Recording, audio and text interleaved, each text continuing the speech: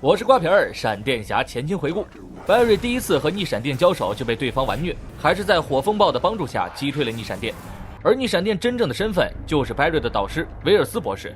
上一集他们抓住了威尔斯当年最得力的徒弟哈利，他也恰好知道关于罗尼的事情。白瑞在一次次的救人过程中慢慢提高了自己的速度，他必须要让自己变强，才可以有实力对抗逆闪电。今晚出现了第7个变种人，他依靠心灵传输的能力救出了监狱中的男友。白瑞在监狱里调查线索，乔特意让他和父亲见了一面。根据白瑞提取的有机物，实验室也推测出了嫌疑人是超能力者，匹配出的 DNA 指向一位小罪犯肖娜。等大家开始分头行动后，西斯科悄悄找到了哈利。事发当晚，不但罗尼出了事儿，斯泰因博士也在同一时间失踪。纠结半天的西斯科还是为了罗尼把哈利放了出来，前提是他帮助自己查找真正的原因。两个人在实验室找到了一个黑色人影，而这个遭受巨大辐射的人就是失踪的斯泰因博士。调查完，哈利就想逃跑，但西斯科早有准备，一招赵喜娜把他打得服服帖帖。另一边，乔和白瑞在监狱里得到了亨利的消息。亨利偷偷在监狱里打听着这个犯人的消息。白瑞担心父亲的安全，叫他收手。一起运钞车劫案吸引了白瑞，跑到现场后恰好就是肖娜两人。白瑞虽然速度很快，但他现在还没有快到可以抓住瞬间移动的人。一颗子弹射向了白瑞的脖子，他以最快的速度捏住了子弹。肖娜也趁机逃跑。既然威尔斯他们知道了肖娜的能力，他们就有时间研究出肖娜的弱点，和一个永远喝不醉的人一起来酒吧，下场就是出尽洋相。同一时间，西斯科再次带着哈利来到了警局调查监控，最后的录像显示，化为火风暴的罗尼和斯泰因合二为一，也就是说现在的罗尼其实是2个人。帮忙调查完真相，哈利就踢翻了西斯科，成功逃跑。另一边的白瑞和凯瑟琳还在尬歌，一战歌喉，白瑞收获妹子琳达一枚，凯瑟琳却已经醉得不成样子了。白瑞把她送回了家，闭着眼完成了光速着装。白瑞坐在床边陪了凯瑟琳一晚。第二天刚到实验室，就得知了哈利逃跑的消息。大家虽然很生气，但毕竟西斯科得到了有用的线索，也只能顺着线索继续追查。解决掉肖娜，就去找罗尼。威尔斯发现肖娜只能传送到自己看得见的地方，这就是他最大的弱点。正打算进一步决定计划的时候，白瑞接到了父亲受伤的消息。为了帮儿子找到更多有用的线索，亨利被监狱里的恶棍打伤，并且身中一刀。在白瑞的再三逼问下，父亲告诉了他打伤自己的是谁。当晚，这个罪犯就被闪电侠带到了监狱外面，越狱会被加刑10年，这正是白瑞对他的惩罚。解决完父亲的事儿，白瑞就找到了刚刚完成抢劫的肖娜。在一番激情互殴下，白瑞还是没有办法抓住他。正当2个人要逃跑的时候，白瑞光速拉闸，敲碎了所有灯泡。一片漆黑的隧道里，肖娜无处可逃。好消息是，她的男友出卖了她，她也被关进了超能监狱。白瑞再次来探望父亲，而父亲却越来越确定儿子就是闪电侠。在城市下水道里，失踪已久的格鲁德再次出现。白瑞很快就和酒吧结识的琳达迎来了第一次约会。白瑞沉浸在恋爱的酸臭之中，他和琳达比赛，看谁能吃魔鬼辣椒。琳达上个厕所的功夫，白瑞就解决了一桩抢劫案。琳达接个电话的功夫，白瑞又解决了一起跳楼案。当晚，他们就确定了恋人的关系。而火风暴找到了一个老友寻求帮助，他想要恢复自己的身体，可他却失控焚烧了对方。另一边，乔偷偷来找西斯科，他们一起来到了白瑞家的旧址，房子早已易主，但他们找到了一面当年的镜子，镜子后面有一堆硝酸银，这只有老式镜子才有。根据西斯科所说，当年2个极速者打架时产生的闪电会给镜子上的硝酸银提供足够的曝光，也就是说，他们可以重现当时的场景。不管你们信不信，反正我是信了。他们很快搬来了设备，开始重现。在仅有的10次曝光之中，他们发现2个极速者单挑的时候，其中一位流出了血，在墙纸后面找到了血渍，这足以让他们根据 DNA 找到凶手。而白瑞等人来到了斯泰因博士的家里，他妻子克丽萨也发现最近总有一个不认识的人跟踪自己，这个人恰好就是火风暴。威尔斯也发现罗尼和斯泰因不仅仅是共用一部身体，他们还分别拥有自己的意识，所以他们有时候跟踪凯瑟琳，有时候跟踪克丽萨。今晚，白瑞在家里和琳达迈出了第一步，但他是闪电侠，是世界上最快的男人。差点光速抽搐的时候，他们找到了火风暴的下落。白瑞穿上衣服，无情地离开了家里。白瑞正要制服他，就被火风暴带上了天，差点摔死的时候，又是火风暴接住了他。这次的抓捕行动又失败了，白瑞只好赶去和琳达道歉。万万没想到，琳达和艾瑞斯是同事。白瑞走后，艾瑞斯柠檬精附体，告诉了琳达，白瑞其实有喜欢的人了，就是老娘哦。紧接着，克丽萨和凯瑟琳一起见到了火风暴，老婆们的真情吐露让火风暴决定接受星辰实验室的帮助。一件事未平，另一件事又来了。琳达打电话给白瑞说分手，一听缘由，白瑞赶忙找到了艾瑞斯，一顿掏后，艾瑞斯表示和我没有多大关系哦。突然明白了为什么奥利弗告诉白瑞，超级英雄别搞对象。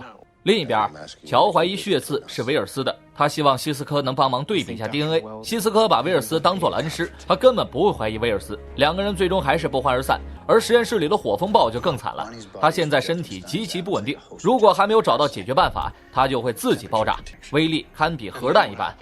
核爆炸会让整座城市变为废墟，为了保险起见，威尔斯提议让宿主自身毁灭，等于拿他们两个人的死换来了整座城市。大家一听不乐意了，只要世界未亡，他们死不投降。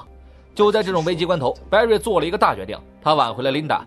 Barry 一口闷了一个比魔鬼辣椒辣400倍的辣椒，一波真情告白，琳达和他重归于好。另一边，威尔斯开始纠结了，如果城市被炸烂了，那么他这么多年的计划全都泡汤了。于是威尔斯拿着给自己提速用的光速粒子，改造了一部量子连接器，足以分离火风暴体内的两个人。好消息是，火风暴消失了，一颗行走的核弹丢了，实验室进入了警备状态。最终，他们找到了50公里外的火风暴。Barry 和凯瑟琳赶去了现场，同时希斯科的核对报告也完成了。血液的 DNA 是 Barry 留下的，而且是成年后的 Barry。一个鸟不拉屎的地方，他们找到了火风暴。火风暴正准备自杀呢，就被他们拦了下来。凯瑟琳把量子连接器交到了他们手里，火风暴也马上就要爆炸。Barry 抱起凯瑟琳就开始玩命的往前跑，巨大的蘑菇云差点吞噬了他们。而这爆炸也吸引了狗将军艾琳的注意。当Barry把凯瑟琳带到安全区后，爆炸也彻底结束了。但是这场爆炸没有产生任何辐射，两个人又跑到了中心，他们这才找到了分离后的罗尼和斯泰因博士。久违的伙伴重新见面，大家仿佛又过了大年。接下来的各种检查，他们都没有大碍，唯一影响的就是两人的情绪。被迫共用一具身体的两个人，谁也看不惯对方。乔也把他和希斯克的研究秘密告诉了 Barry。作为一个急速者， Barry 很快就感觉到了不妙了。一切证据都表示他本人亲自来到过15年前，这种想不通的事儿只能告诉了威尔斯。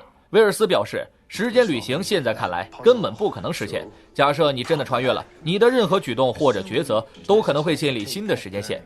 Barry 又找到了斯泰因博士，讨论时间旅行的事儿。